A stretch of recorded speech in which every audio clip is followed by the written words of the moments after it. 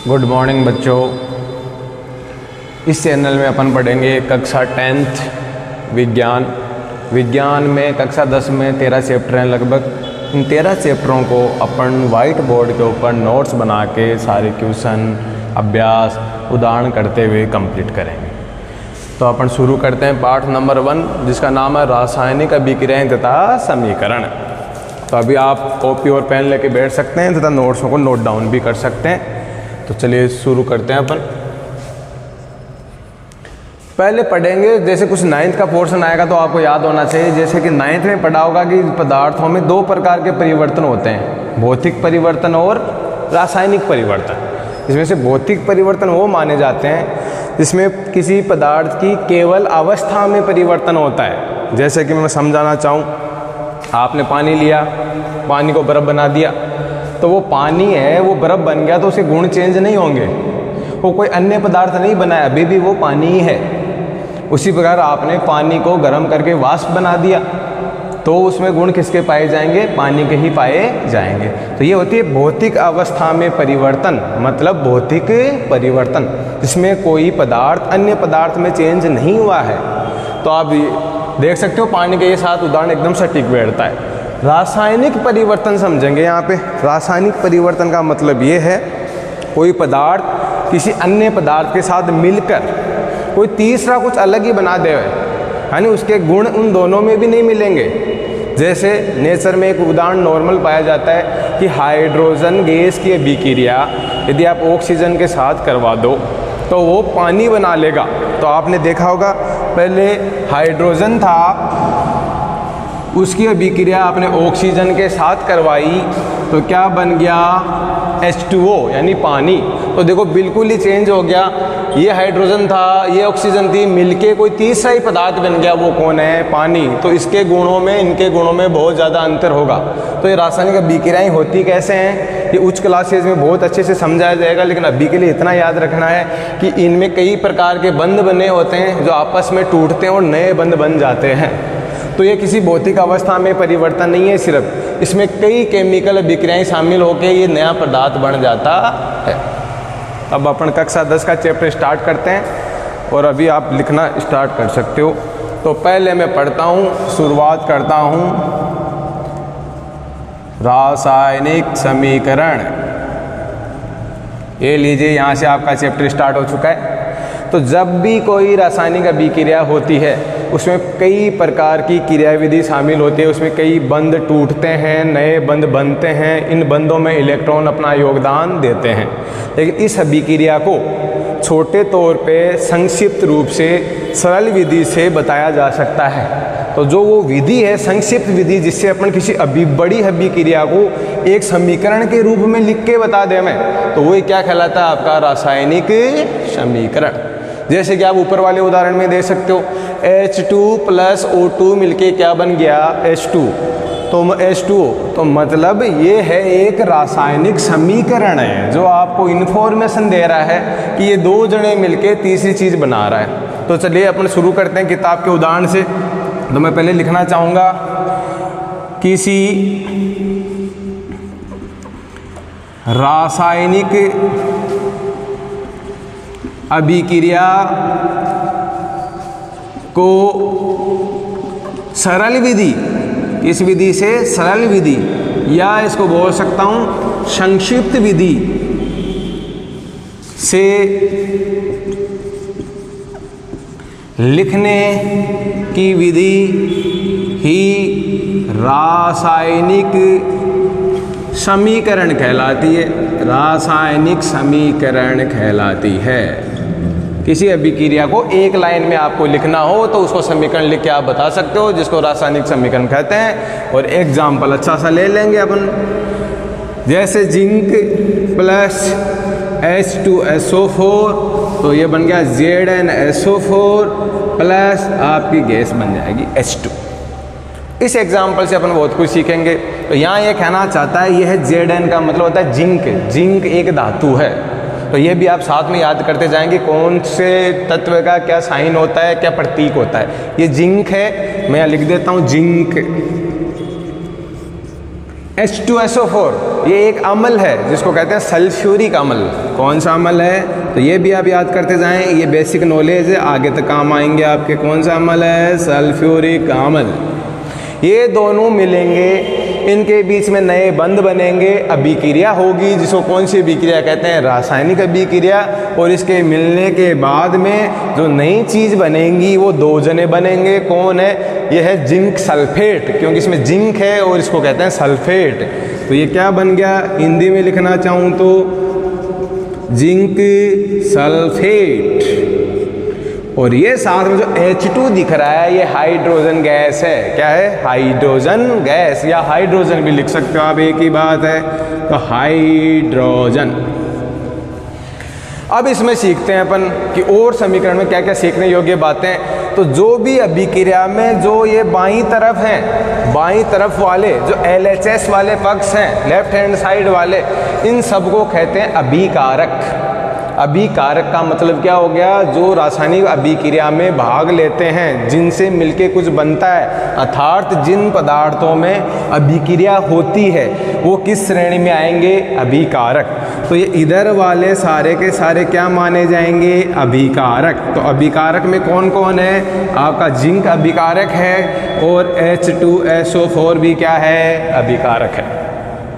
और इनके मिलने के बाद में जो बन गया उनको कहते हैं उत्पाद या प्रोडक्ट। अपन कहते हैं ना फैक्ट्री में कुछ भी बनाते हैं, बनाने के बाद में अपन प्रोडक्ट बनाते हैं। तो बस ये अभिक्रिया दोनों ने करी और ये क्या बन गया? आपका प्रोडक्ट। तो प्रोडक्ट में दोनों शामिल है। तो प्रोडक्ट का मतलब हिंदी में लिख दूंगा उत्पाद।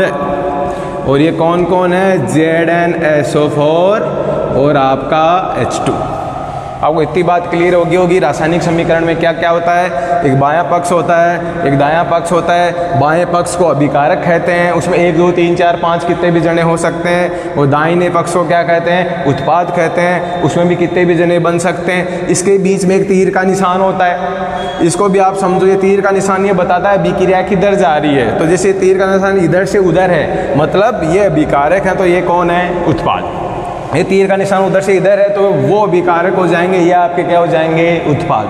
और बड़ी क्लासों में जाओगे तो आपको ये तीर के निशान दोनों साइड भी मिलेंगे, मतलब वो अभिक्रिया दोनों साइड गमन कर सकते हैं। अभिकारक से उत्पाद बन जाते हैं और उत्पाद से क्या बन जाते हैं? अभिकारक बन जाते हैं। लेकिन 10th तक तो आपको इतना ही ध्यान रखना है कि ये अभिकारक हैं, तो ये कौन हो गए? उत्पाद। ये आपको अच्छे से ध्यान रखना है। अब अपन बोर्ड के कॉन्सेप्ट में आगे घुसते हैं। जो महत्वपूर्ण प्रश्न आता है, कोई भी आपको समीकरण दे दिया जाएगा, उस समीकरण रासायनिक समीकरण दिया जाएगा, लेकिन वो संतुलित नहीं होगा। तो पहले तो ये समझें कि संतुलित और असंतुलित समीकरण क्या होते हैं। देखो इसको बारीकी से ध्यान से देखो। अभिकारकों में जितने आपके परमाणुओं के संख्या है उतनी इधर होनी चाहिए। मतलब द्रव्यमान संरक्षण का नियम आता है 9th क्लास में, वो ये कहता है कि जब भी कोई रासायनिक अभिक्रिया होती है तो अभिकारकों का जितना वजन होता है कुल, उतना ही किसका वजन होना चाहिए? उत्पादों का। क्योंकि द्रव्यमान संरक्षण ये कहता है कि ना तो द्रव्यमान को नष्ट किया जा सकता है और ना ही द्रव्यमान को उत्पन्न किया जा सकता है। अर्थात जितना आपने इधर लिया है माल, कितना माल लिया उसने ही उतना माल इधर की उधर होना चाहिए। तो देखो तुलना करके देखते हैं। इधर जिंक कौन है? एक अकेला है। तो इधर भी जिंक कितने हैं? एक ही है। तो मतलब ये सही है। फिर आओ हाइड्रोजन। यहाँ हाइड्रोजन कितने हैं? 2।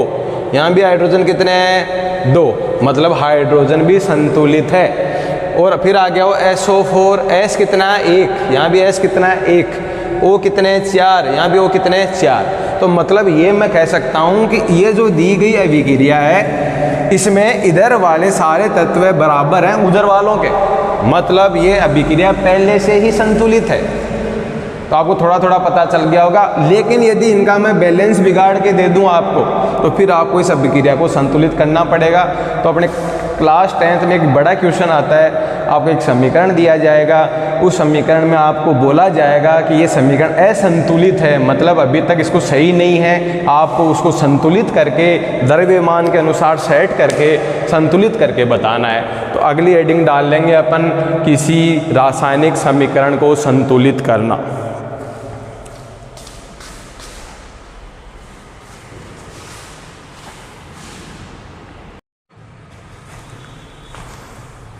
हाँ तो बच्चों अब अपन सीखते हैं रासायनिक समीकरण को संतुलित करना। ये आपके किताब का उदाहरण है, ये दिया गया है और ये कौन सा समीकरण है? असंतुलित है भाई। कैसा है? असंतुलित है, मतलब ये अभी समीकरण सही नहीं है। चेक करके देख लेते हैं अपन।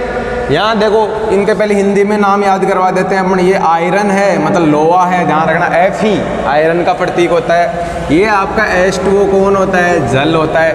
Fe3O4 इसको आयरन ऑक्साइड कह देते हैं। क्या कह देते हैं? Iron oxide. और H2 को तो आप जानते हैं, यह आपकी हाइड्रोजन है, हाइड्रोजन।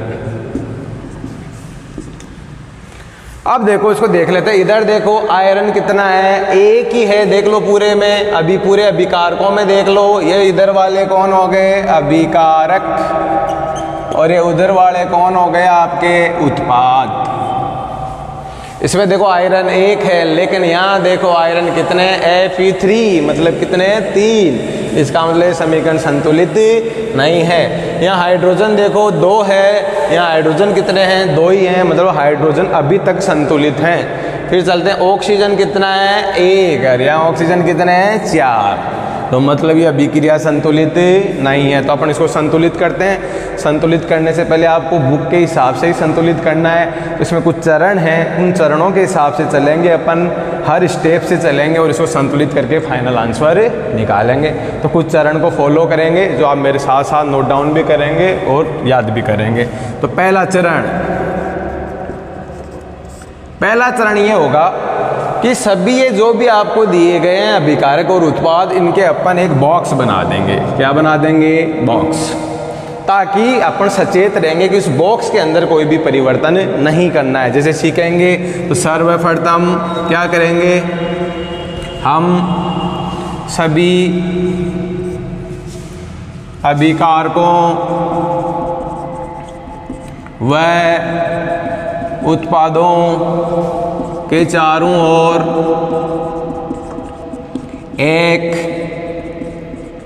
बॉक्स बना देंगे और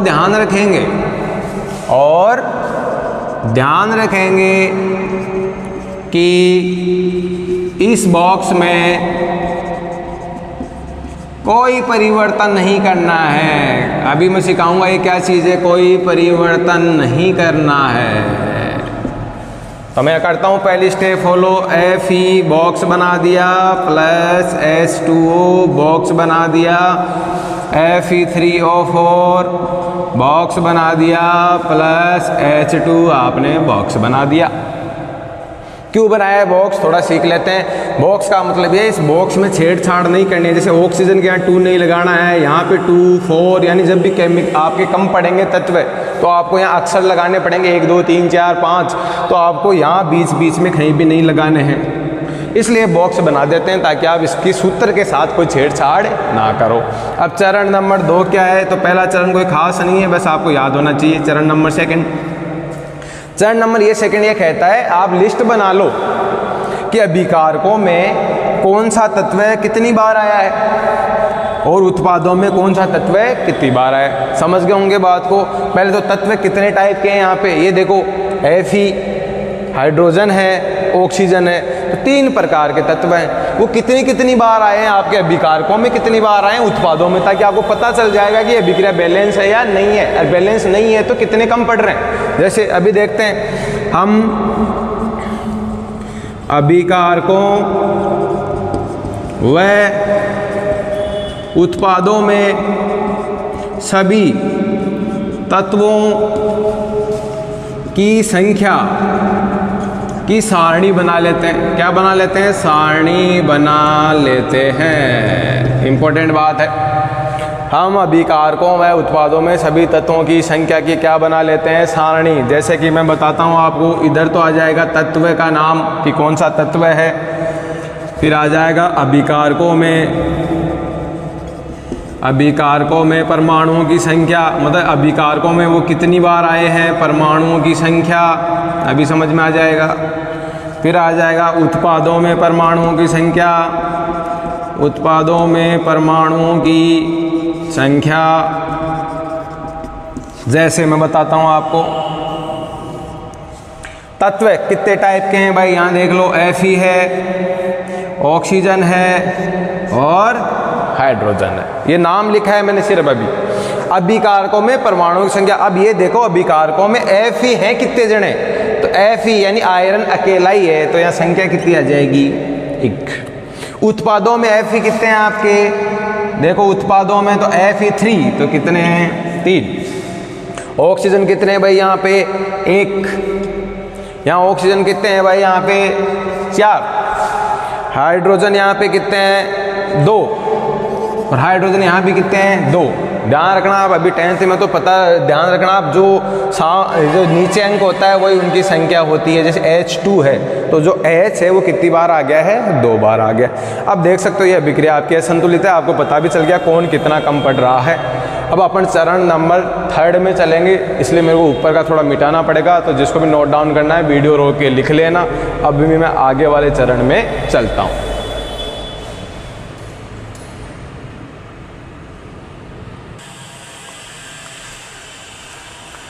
आपने चरण 2 सीख लिए हैं, अब चल रहा हूं मैं चरण 3 में। 3rd चरण भी बहुत आसान है। आपने नीचे देखो सारणी बना ली, इसमें से ऐसा परमाणु छांट लो, ऐसा तत्व छांट लो जो सबसे ज़्यादा बार आया हो, चाहे वो अभिकारकों में आया हो चाहे उत्पादों में आया हो, सबसे बड़ी संख्या को छांट लो, पहले उसी को संतुलित करना है। एनसीईआरटी सीधा सीधा कह रही है कि आप पहले सबसे ज़्यादा संख्या वाला परमाणु देख लो। ये तो यहाँ सबसे ज़्यादा वाला परमाणु, सबसे बड़ी संख्या देखो छांटो, यहाँ पे कितनी है, 4। 4 किसकी है भाई, ऑक्सीजन की। तो मतलब आप पहले सिर्फ किसको संतुलित करोगे, ऑक्सीजन को, बाद में आप चाहे उस परमाणु को संतुलित कर सकते हैं। तो पहले चरण 3 में अपन लैंग्वेज लिखेंगे, फिर बात करेंगे हम सबसे अधिक संख्या वाले परमाणु को, या तत्व भी लिख सकते हो, तत्व को पहले संतुलित करते हैं, पहले संतुलित करते हैं, चाहे वह अभिकारकों अथवा उत्पादों में हो। मतलब किसी भी साइड ज़्यादा हो सकता है, कोई जरूरी नहीं कि ये इधर ही ज़्यादा मिले, वो इधर भी 4 होता तो भी पहले तो आप सबसे बड़ी संख्या छांटो, पहले अभिकारकों में या उत्पादों में हो, वो संख्या देख लो किसकी ज़्यादा है, पहले अपन उसको केवल संतुलित कर लेंगे, बाद में बाकी का नंबर ले लेंगे। तो अभी उस अभिक्रिया को मैं देखो करके देख लेते हैं। अब ध्यान से देखो इस अभिक्रिया को, यहाँ ऑक्सीजन कितना है, 1, यहाँ ऑक्सीजन कितने हैं, 4। तो इधर 4, आप देखना कभी भी कम मत कर देना, आप सिर्फ गुणा वगैरह ही कर सकते हो। तो यहाँ देखो ऑक्सीजन 4, तो ऐसा नहीं 4 को उठा दिया, नहीं, आप अपने आप इसको, मैंने कहा डब्बे में चेंज नहीं कर, जो डब्बा बना दिया उस डब्बे में से ना काट छांट आपको करनी भी नहीं है।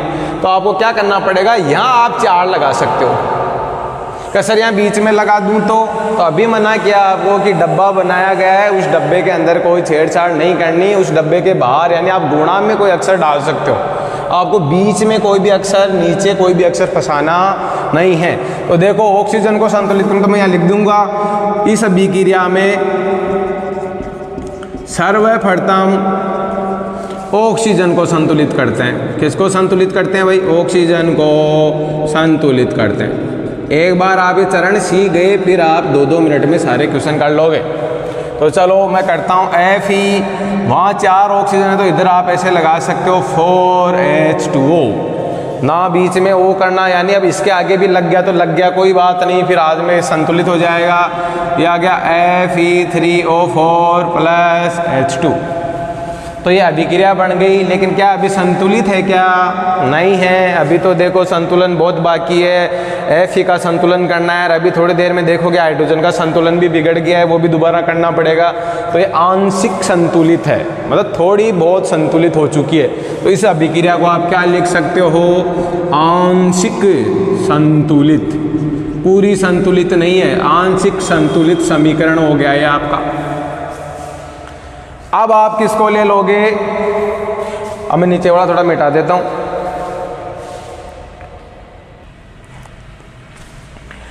अब मैं संतुलित, अब चाहे आप हाइड्रोजन को संतुलित करो, हाइड्रोजन को कर लो, फेरस को संतुलित कर, सॉरी आयरन को संतुलित करना चाहते हो, आयरन को संतुलित कर लो। अब देखो आप यहाँ पे आयरन, अब हम Fe को संतुलित करते हैं। किसको संतुलित कर रहे हैं भाई? Fe को संतुलित करते हैं, बहुत ही आसान है। अभिक्रिया को देखो, यहाँ Fe3 है और कोई Fe इधर है नहीं, यहाँ Fe अकेला ही है, तो यहाँ क्या लगा दूंगा मैं? 3। यहाँ 3 है तो यहाँ भी 3 होने चाहिए, तो यहाँ मैं कर दूंगा 3Fe, और जो बाकी अभिक्रिया है उसको वैसा का वैसा लिख देना, Fe3O4 प्लस H2O। क्या ये अभिक्रिया पूरी तरह संतुलित हो चुकी है? तो फिर से जवाब आएगा नहीं, अभी भी संतुलित नहीं है। Fe3 है, ऑक्सीजन 4 है। ध्यान रखना, ये जो 4 है ना, ये दोनों की गिनती में आता है। जो गुणा में होता है तो इसका भी होता है और इसका भी होता है। तो यहाँ हाइड्रोजन कितने हैं बताओगे आप? तो ये 2 यहाँ है, 4 यहाँ, तो गुणा हो जाते हैं, 4 दूनी 8। ध्यान रखना, आज के बाद में आपको समीकरण को पढ़ना आना चाहिए। ये हाइड्रोजन 4 दूनी 8 है। ऑक्सीजन कितने हैं यहाँ पे? ये यहाँ नीचे तो इसके 1 ही है, लेकिन यहाँ कितना है ऑक्सीजन के पास में? 4 है। ये ध्यान में, ये 4 है ना, ये पूरे का 4 है। यदि यहाँ पे कोई संख्या होगी ना तो उस पूरों की होगी, सब की मानी जाएगी। तो 4 गुणा होता है, तो 4 ऑक्सीजन है, ध्यान रखना। और हाइड्रोजन कितने हैं? 4 दूनी 8। तो ये बात आपको समझ में आ गई होगी। तो अब संतुलित कौन है आपका? इधर देखो H2, मतलब 2 हाइड्रोजन है। इधर देखोगे हाइड्रोजन 4 दूनी 8 हाइड्रोजन है यहाँ पे। तो मैं क्या करूँ भाई? इधर 8 है, इधर 2 है, तो उधर गुणा करना पड़ेगा कि नहीं करना पड़ेगा? तो यहाँ पे यदि मैं 4 लिखते तो ये अभिक्रिया क्या हो जाएगी? संतुलित। अभी तक ये जो समीकरण पढ़ा है, अभी ये आपका संतुलित नहीं है, तो इसको मैं क्या लिख दूंगा? आंशिक संतुलित समीकरण। अब अपना होने वाला है। अब मैं क्या लिख रहा हूँ? अब हम H को संतुलित करते हैं, H को संतुलित करते हैं। चलिए 3Fe plus 4H2O, Fe3O4 plus, यहाँ हाइड्रोजन 8 है, यहाँ पे 2 ही हैं, 4 से गुणा कर दो 4H2। अब आप देखोगे तो आपके तीनों सब कुछ संतुलित हो चुका है। गिन के देख सकते हो, रीचेक कर लो भले। Fe कितने हैं? 3। यहाँ Fe कितने हैं? 3। ये आगे पीछे का मत सोना, ये नीचे वाले भी इसके गिने जाते हैं, सामने वाले भी इसी के होते हैं। तो 3 Fe3 एक ही बात है। फिर आ जाओ हाइड्रोजन 4H2, 4 दूनी 8। यहाँ भी देखो 4H2, 4 दूनी 8 हाइड्रोजन है। ऑक्सीजन में आ जाओ, ये सबका गिना जाएगा तो 4 ऑक्सीजन है। यहाँ भी O4, 4 ऑक्सीजन ही है। तो तीनों तत्व थे अभिकारकों में बराबर हैं, उत्पादों में बराबर हैं। अब वाला आपका समीकरण परफेक्टली संतुलित हो चुका है। तो अब आप इसको लिख सकते हैं संतुलित समीकरण। क्या लिख सकते हैं? संतुलित समीकरण। तो बोर्ड में जब ऐसा प्रश्न आएगा, एक समीकरण दिया जाएगा, उसको संतुलित करना पड़ेगा। आप भी ये क्या ज़्यादा नंबरों का क्वेश्चन आता है तो आपको इसको चरण वाइज ही ऐसे तो आप डायरेक्ट भी कर सकते हो। यदि आपने ये सीख लिया तरीका तो डायरेक्ट समीकरण लिख सकते हो। डायरेक्ट तो तभी लिखना है जब 1 नंबर के आधा नंबर का प्रश्न आए, तब वो डायरेक्ट लिखने को बोल सकता है। लेकिन यदि वो आपको आए कि विधि से सॉल्व करना है, और इसी विधि का नाम है हिट एंड ट्रायल विधि। कौन सी विधि है? हिट एंड ट्रायल विधि। तो मैं यहाँ स्टार लगा के लिख दूंगा, यह विधि हिट एंड ट्रायल विधि कहलाती है। ध्यान देना, इस विधि का नाम हिट एंड ट्रायल विधि कहलाती है। तो आपके क्वेश्चन आए बोर्ड में कि दिए गए समीकरण को हिट एंड ट्रायल विधि से संतुलित कीजिए, तो आपको भी चरण फॉलो करने हैं। पहले डब्बा बनाना है, फिर उनकी संख्याएं लिखनी है, फिर उनको गिनना है, फिर सबसे ज़्यादा वाले परमाणु को पहले संतुलित करना है, फिर सब सारे परमाणुओं को संतुलित करना है, लास्ट में रीचेक करना है, और फिर लास्ट वाले समीकरण को संतुलित बताना है। यही वाली विधि आपकी हिट एंड ट्रायल विधि कहलाती है। तो आपने आज बहुत कुछ सीखा। अब आपके जो किताब के पीछे अभ्यास के प्रश्न हैं, उसमें 4 समीकरण दिए गए हैं जो आपको इस विधि से संतुलित करने हैं। आप उस पर प्रैक्टिस करें। अगली क्लास में मैं 4 समीकरणों को बोर्ड पे संतुलित करके आपको समझाऊंगा। तो आपको यदि ये वीडियो अच्छा लगा तो उसको अपने दोस्तों को शेयर करें, ज़्यादा से ज़्यादा बताएं, चैनल को सब्सक्राइब करें। बाकी धन्यवाद। जय हिंद।